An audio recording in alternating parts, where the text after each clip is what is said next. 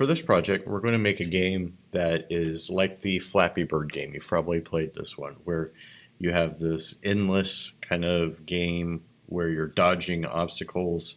You're trying to get your character through this obstacle course for the most amount of times, or most amount of time, and the most amount of points that you can.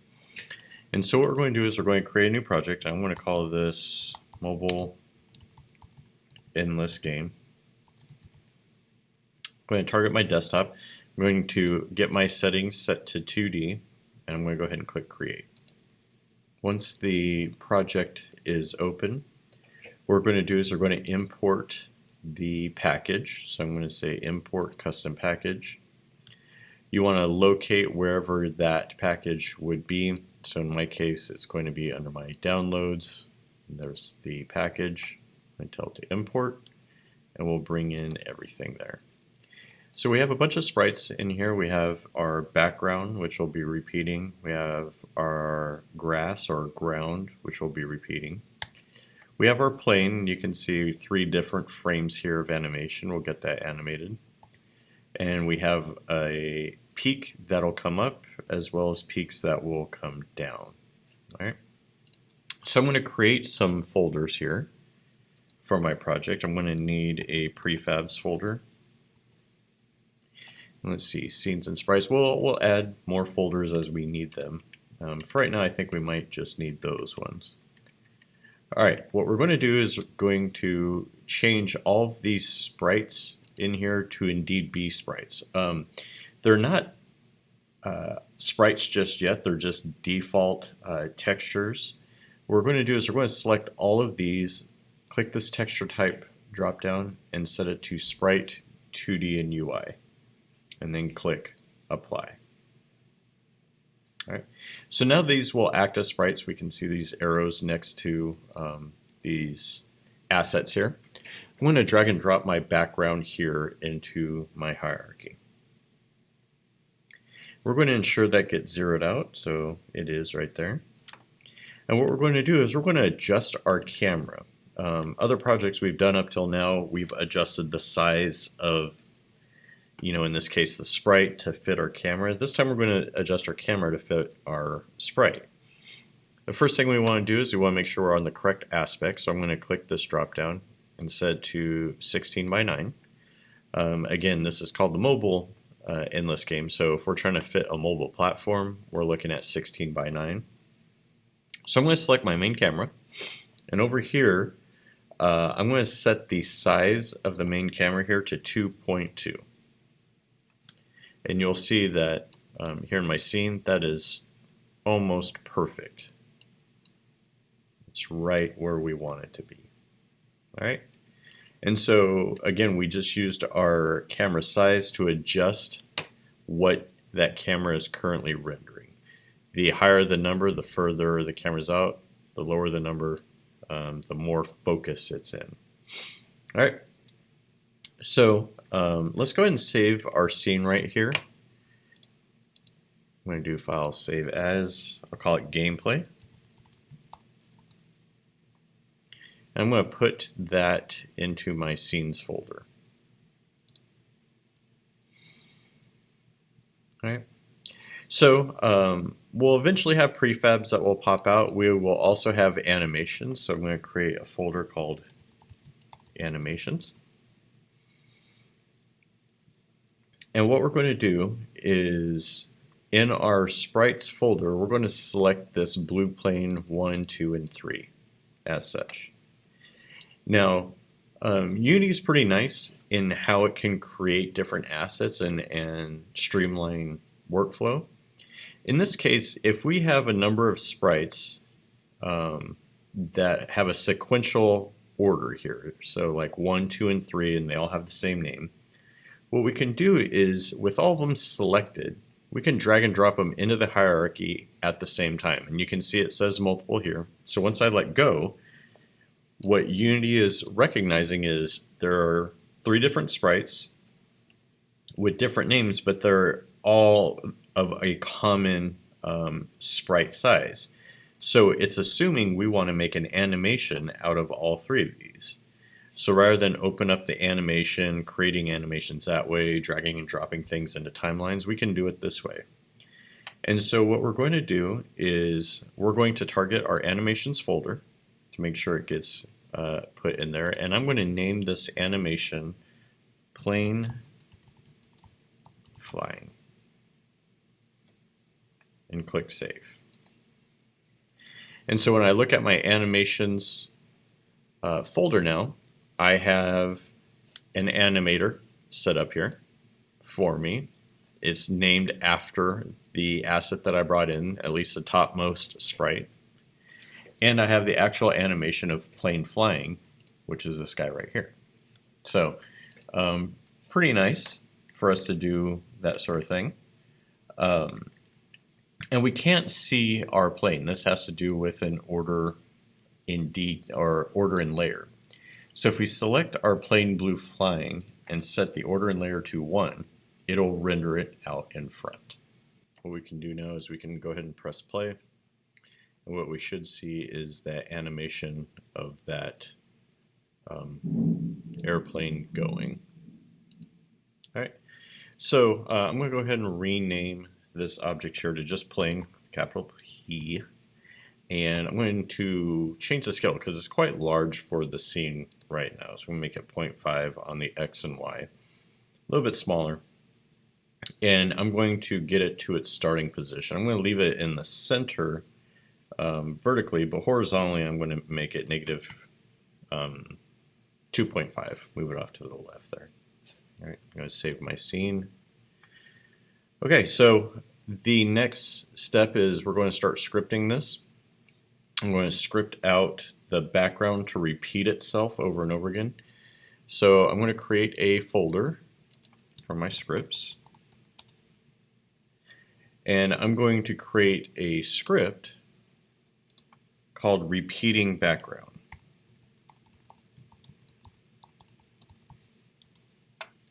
And open that up.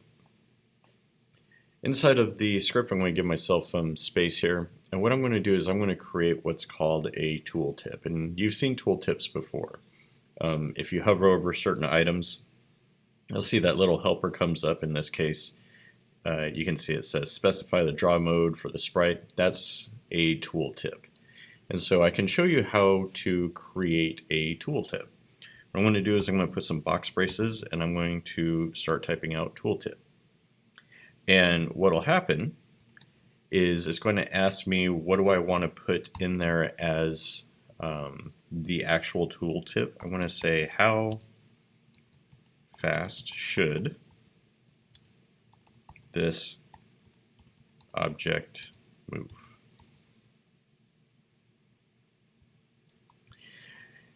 So when I put that public float scroll speed and go ahead and save it, and what we'll do is we'll take a look at this. I'm going to put a copy of that repeating background onto the background object. And so we can see that public variable there, but now if I hover over it, you'll see there's that custom tooltip that shows up that tells you a little bit of more information about that specific variable. So this can be very helpful when you've got a team and you're putting stuff together and the team doesn't want to have to go in there and code to figure out exactly what a variable is supposed to do. You can put a little tooltip in there to kind of direct them on what that particular variable should do. We're also going to say how far to move until the image is off screen.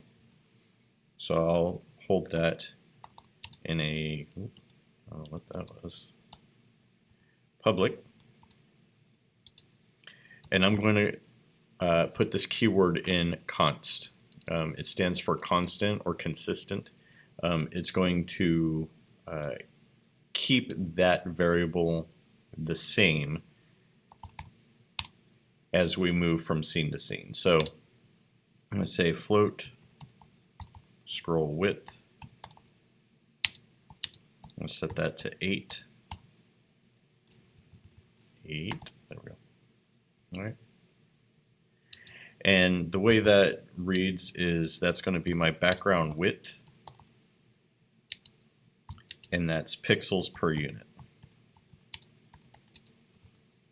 That's how that's going to work. So we've used fixed update before, and we're going to use that here again. Fixed update just has a constant frame rate, and it's not going to be dependent on the actual speed of our computer, of our user, but rather it's going to be like a metronome. It's going to be a constant beat. So I'm going to say called at a fixed time frame.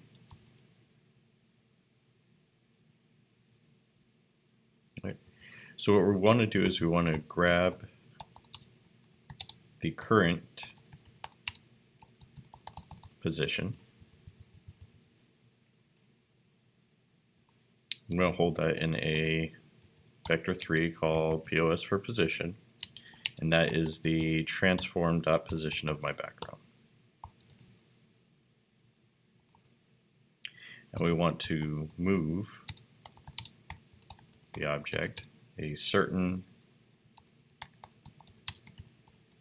amount to the left, right? And so that is otherwise known as our negative x axis. So I'm going to say my position.x, we're going to subtract off that the scroll speed times time.delta time.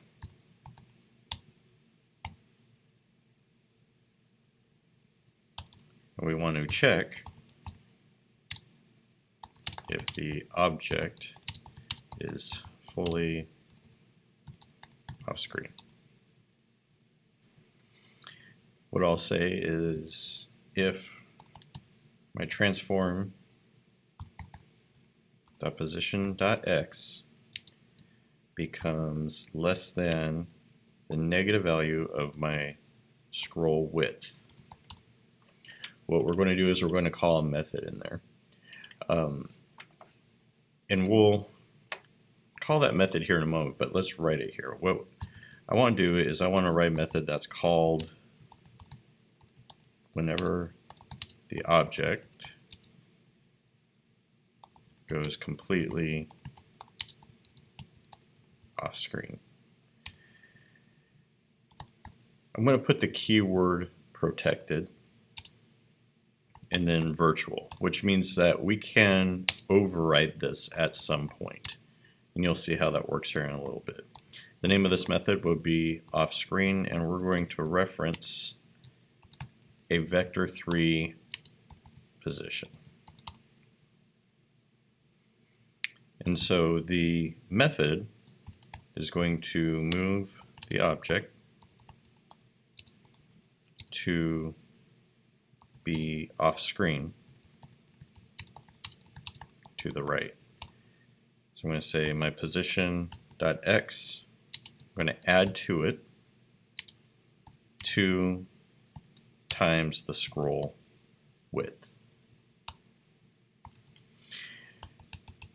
And now we can call that method up here. I'm going to call off screen where we're referencing that position.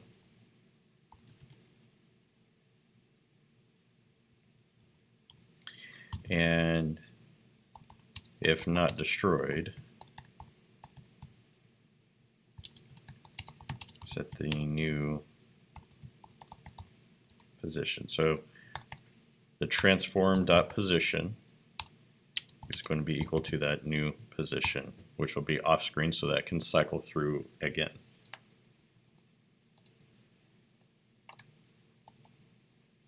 So I'm going to save that script and come back here to Unity.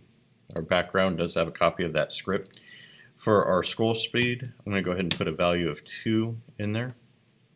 We'll press play, we'll see what it does. Okay, so it's scrolling off screen. It's completely off screen and it bounces back over here.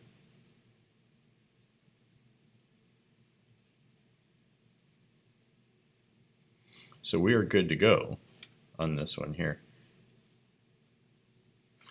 We could just duplicate this, but we're going to take a few additional steps here to make sure this looks really good. What we'll do instead is I'm going to create an empty game object. I'm going to make sure I get that empty game object zeroed out. I'm going to rename this one background with a capital B. I'm going to take my lowercase background and make it a child object, drag and drop it right on top. And I'll duplicate that child object and I'll move the duplicate to 8 here. Now, the reason we're doing it in this fashion is this gives us a single parent. So if we wanted to, say, change the color of both backgrounds, and rather than go piece by piece, we can add additional behaviors onto the parent background and have that permeate down to the child object. So at this point now, if we press play and see what happens, we should see a seamless game here for our player, and everything's working great here in the scene. So let's start adding obstacles in here. From the sprites folder, I'm going to drag and drop the ground grass into the hierarchy. We can see it's the correct width for our game, but it's not the correct height. I'm going to move it down to y of -2. And from here, we're going to take our repeating background script and also put this onto the ground grass object. Since we know that script works as expected, this thing will move. And our background is at a scroll speed of 2. So our ground grass, because it's closer to the player, we want to move at a faster rate. So I'm actually going to make that scroll speed 5. And we'll duplicate the ground grass, and we'll move its duplicate to X value of 8. And if we press play, we can see how that game behavior works. The ground is repeating, it's moving the same way the background does, but at a faster scroll speed. That looks pretty good there. I'm going to stop play. I'm going to save the scene. And our background child objects, what we want to do is we're going to add a sorting layer for these objects. Sorting layers can be made over here with any object that has a sprite renderer. And you can see down here under additional settings we have sorting layers. I'm going to click where it says default. I'm going to click add sorting layer. It'll take me to my layers and tags. And so under sorting layer, I'm going to click the plus icon twice to create 2 layers. I'm going to name this one background and this one foreground. And the stack of this is important. The background needs to be above the foreground, because the lower in the stack, the later it is drawn to the camera. So the higher up, it will be drawn first, and then on down the stack, second, third, fourth. And when I mean drawn, I mean closer to the camera. And so I can now select both my background objects and go to my sorting layer and set them to background. I'm going to select my 2 ground grass and set those to foreground. And you can see as I was shifting those around, we're pushing things in front of one or the other. And so in this case, it's a little bit different than order in layer, because it's a hierarchy system. Our background here gets drawn first, and therefore everything in the order and layer takes precedence based off of that. And then comes objects on the foreground and everything in order and layer. And so in this fashion, all of these objects here are all order and layer 0, but background gets drawn first, then foreground gets drawn on top of that. Okay, let's start working on the plane. Get this to where the player can control it. I'm going to add a rigid body 2D component to it. And the collision detection right now is discrete. We want it continuous. That allows the collision to be way more accurate when our player hits something with this object. And we're going to add a different type of collider to this than we've done before. I want you to add component and start typing out the word poly, and you'll see there's a polygon collider 2D. So I'm going to add that polygon collider 2D to my plane. Now, as you can see, because of how we've changed around our backgrounds and foregrounds and that sort of stuff, what I'm going to do is I'm going to take my plane and I'm going to change its sorting layer to foreground to bring it back out to the front here. And so that you can see it a little bit better, I'm going to turn off my background just temporarily. So you can see what that polygon collider is doing. It's detecting pixels and it's building a collision system around those pixels. And it's trying to be as optimal as possible. There are different ways we could go about this to make it even more optimized, but since our game's just primarily going to be sprites, we don't have to necessarily optimize this thing to the fullest extent. I'm going to go ahead and turn my background back on. So now that we know that our plane has that polygon collider on it, let's go ahead and put the same thing on both of our ground grass objects. I'm going to add component, again, polygon collider 2D. Go down and take a look, and you can again see the collision system is being built for us. Again, it's not terribly efficient, but it'll work for our purposes. And if we press play, you'll see gravity take over. Our plane smacks into it, falls straight down, as now we're kind of riding it along and eventually falls out.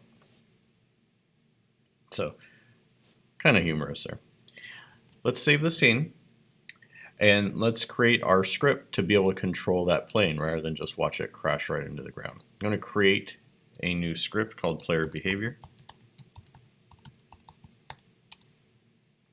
and open that up.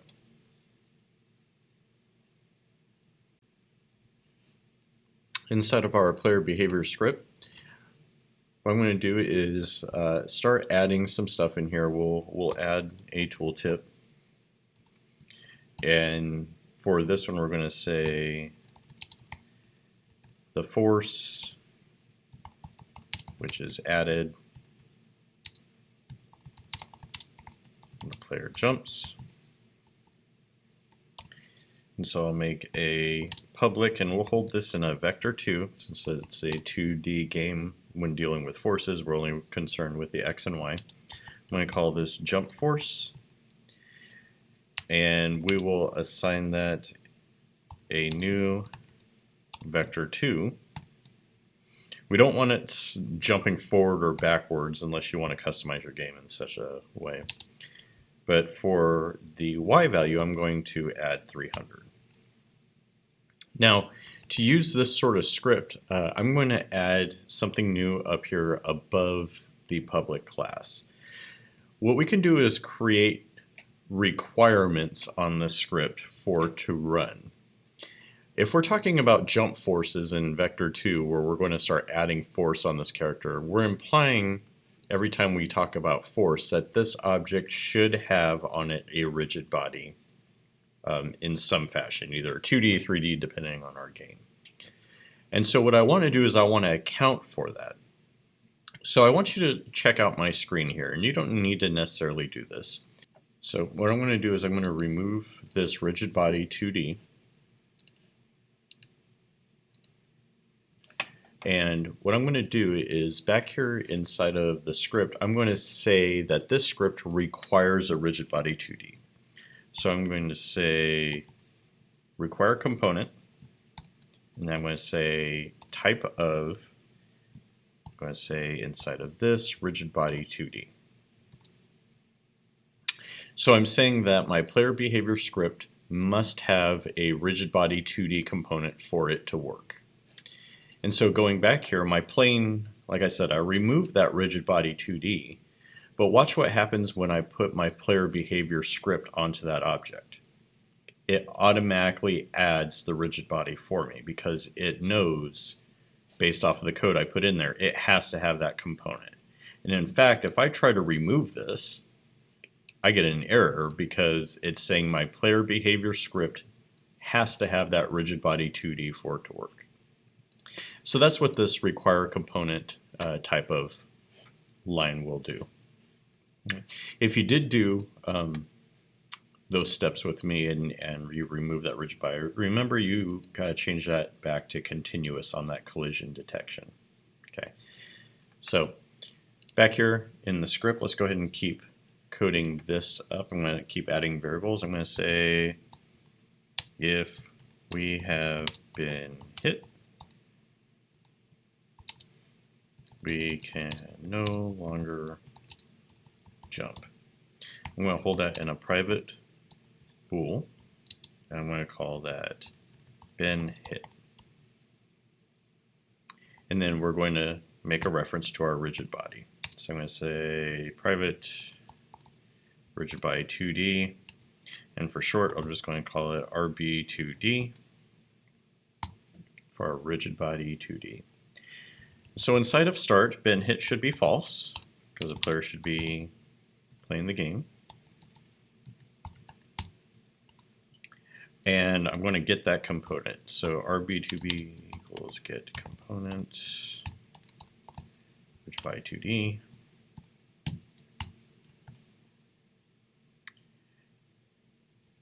And we have update. And you know, back here in the repeating background in previous projects, I talked about fixed update, and it's called at a fixed time frame.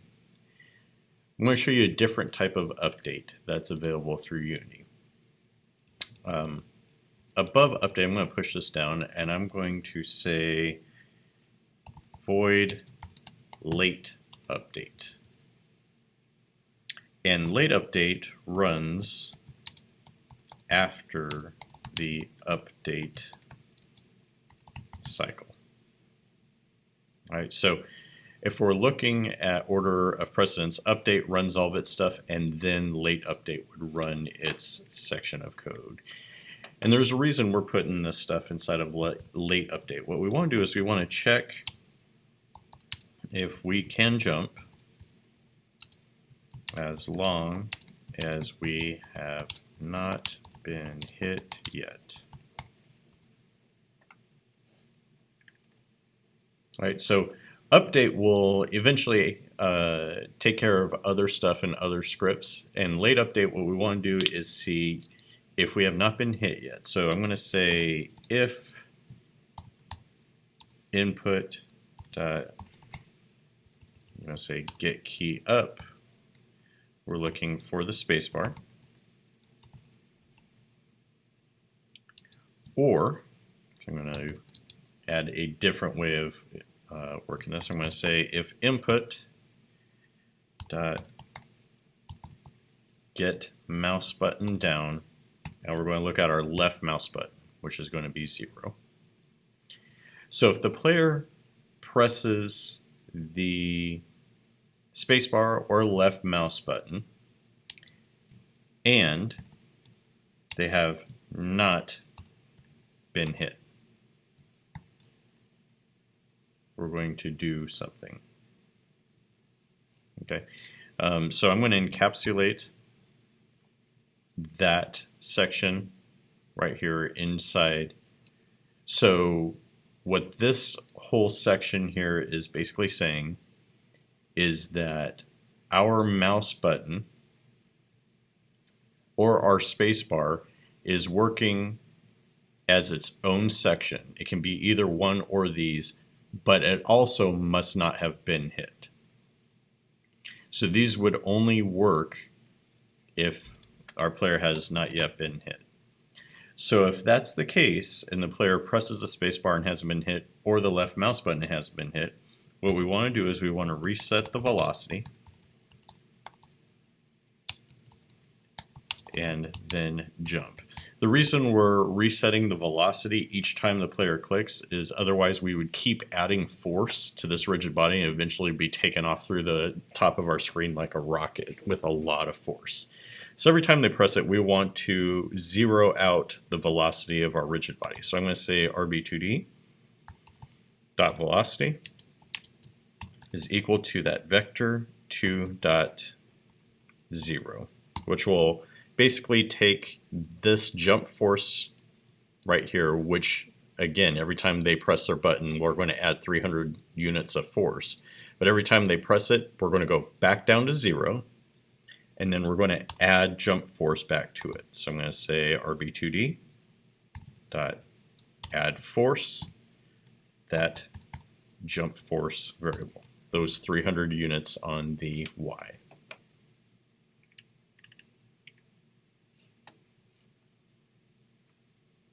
Okay, so hopefully this is starting to make sense why we're putting this in here in late update and not in update itself. Because if we put it inside of update and we ran, say, 100 frames per second, it'd be 100 times 300 and our plane is going to take off for the moon. We don't want that. So we're only going to run late update a single time after the update cycle. So this is going to be frame rate independent, and we're only adding a single value of 300 in the Y every time this is pressed. So we're going to go ahead and get rid of update, and I'm going to say if we collide with any polygon colliders, then we crash. And so right now the polygon colliders that we have in our scene, we have one around our plane, so it's not going to collide with itself, but we do have them down here on the ground grass objects. So if the player crashes into this, then we're going to end the game here. So I'm going to hold this in a on collision enter 2D. So I'm going to say void on collision enter 2D. And that collision 2D object is going to be some other object. It could be our obstacles, our spires, our enemies, whatever it is you want it to be, is going to be that other object.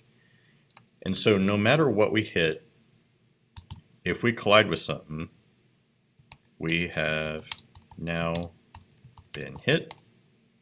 And so been hit would become true if our plane hits anything with a collider on it.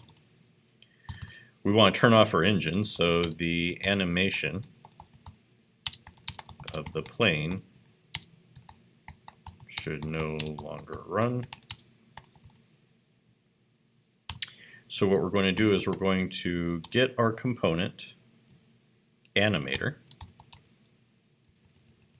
Make sure you get animator, because that again is the engine. What I'm talking about is this right here. This is our engine that's running this animation. So we're going to reach out onto our plane and we're going to start talking to this animator right here, which is playing the prop spinning around. So we reach out to that component and we're going to change the speed of that animation and set it to 0. By default, the animator here is going to run at a speed of 1. And you can see right here, speed of 1. And so what we're going to do is we're going to reach out, we're going to set that to 0 so that the prop no longer spins on our plane. And I'm going to save that. So let's go back here, let's select our plane, make sure you have a copy of that player behavior script on there. And let's test this out. Remember our spacebar and our left mouse button will be what runs.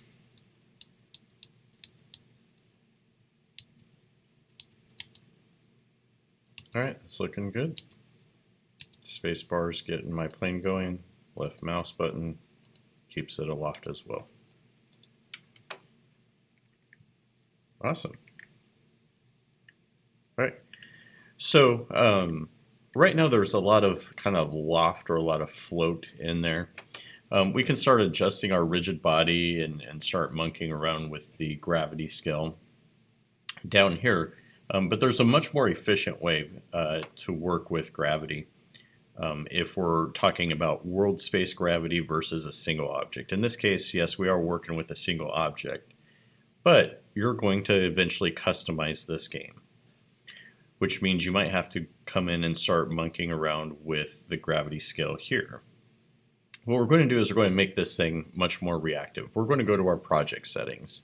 I have mine docked over here, but you can go to Edit Project Settings.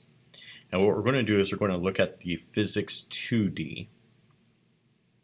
And inside of Physics 2D, we see in here gravity. And our gravity scale is set to negative 9.81. That's the standard metric system for gravity that Unity uses to emulate real-world gravity. What we're going to do is almost duplicate that. I'm going to make that minus 20. And when you make it minus 20, press play and see how that works. So what you're seeing on my screen, and probably when you're testing this out, is the plane is no longer flying through the top of the screen without having to spam out like your left or mouse button. You can see it falls pretty hard. What that makes the player do is focus more. It's less lofty, meaning it doesn't feel like it's kind of floating. It's much more reactive, and we always want to give our player as much control as possible. So that's why we did what we did there. All right. So again, that's our 2D project settings. Set our gravity to minus 20. What I'm going to make next is the game controller script. So I'm going to create a new script called game controller.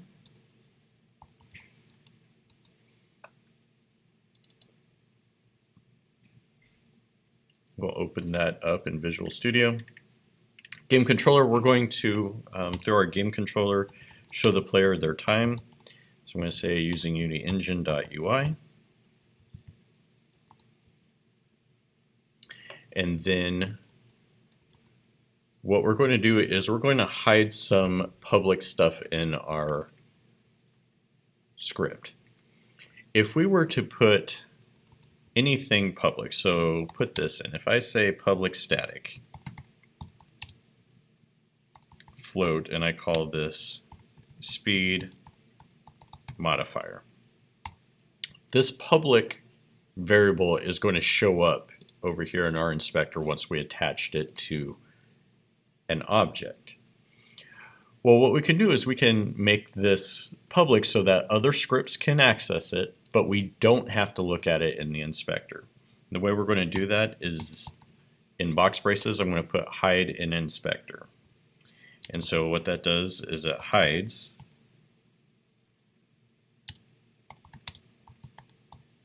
the variable below.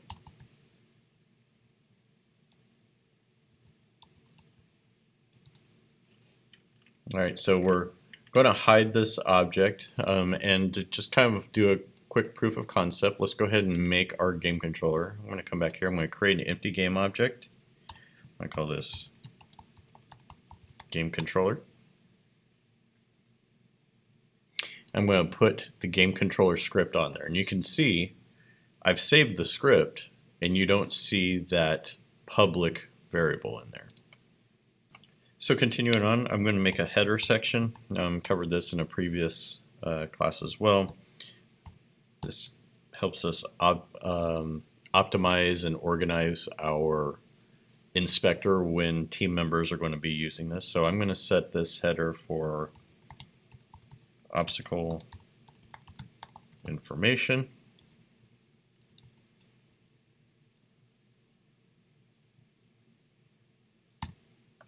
A little crazy there with my braces, quotation marks. Okay. So inside of this, I'm going to make a tooltip for the next part, and I'm going to say the obstacle that will spawn. So I'll say public game object obstacle reference. Is that all one word there?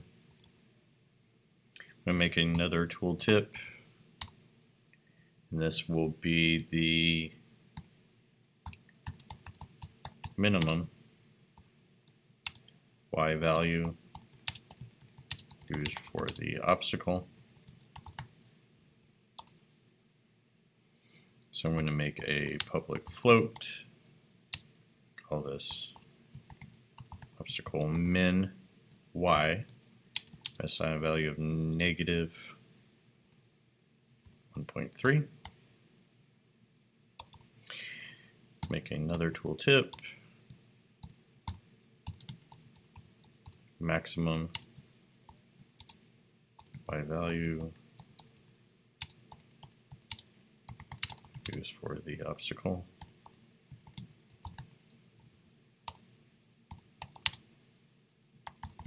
Public float obstacle max y. Set that to a positive 1.3. Again, these are all public. We can change these as needed for our custom games later on. Make a few more in here. I'm going to make a private static text object that will show my score text. And then a private static int for my score.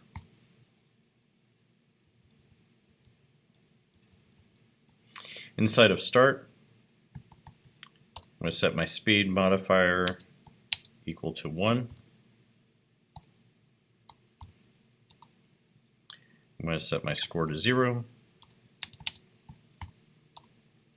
And I'm going to set my score text to the game object.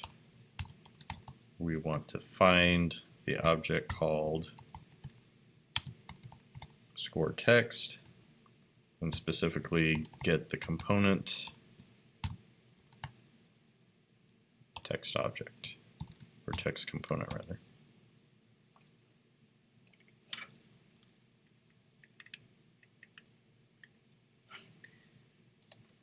So that's where we start off.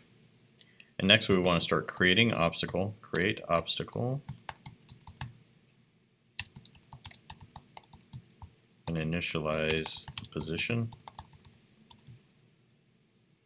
So we're going to say void create obstacle.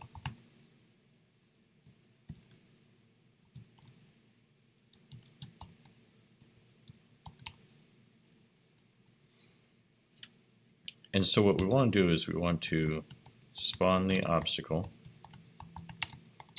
at a random y. So we're going to say instantiate the obstacle reference. And for the position, we want a new vector 3. And what we're going to do is we're going to take our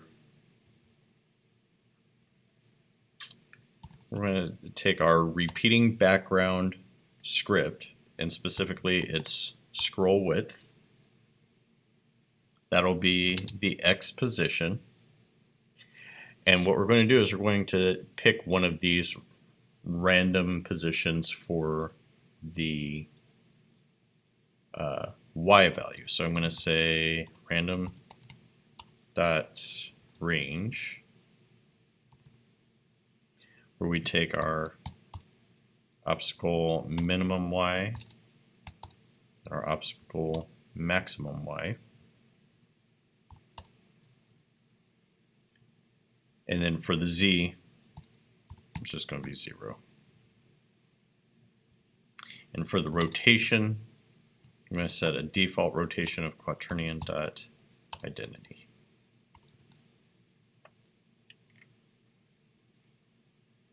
Okay, so again, this is the object I'm creating. The position, this is going to be the X, the Y, the Z, and then this is the rotation.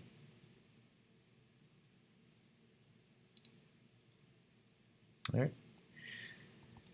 So what we'll do is we're going to change the score around now. So I'm going to say public static, when called, this is going to return a whole number that we're going to refer to as score. And when this method gets called, we want to get that score variable. And we will set score to the value that was fed into it. We're going to change our score text field to reflect the score and format it into a string so that we can use it down the road.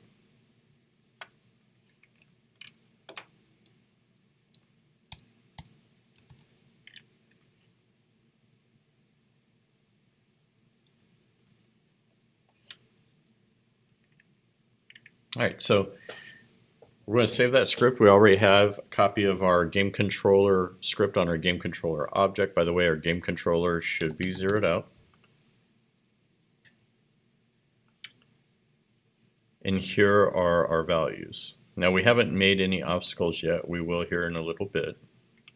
What we're going to do is we're going to change around our speed modifier on our player behavior.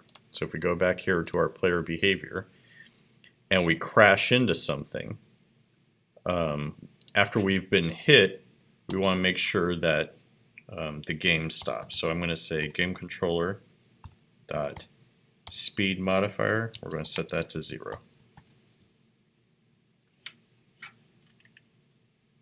And in our background, or our repeating background script, where we're taking our position X and we're moving the scroll speed and we're hedging it by time.delta time, we're also going to multiply that by our game controller dot speed modifier. So basically, if our game controller comes to a halt via our speed modifier, which starts off at a value of 1, if we start hitting things, we want the game to stop moving along, basically stop dragging our player's aircraft behind it. All right, so let's come back to Unity. Let's save the scene and press play and test this out. So we're flying along, everything's great. We crash, the game should stop. The animation has stopped, background stopped scrolling, and the foreground stopped scrolling. Looking good.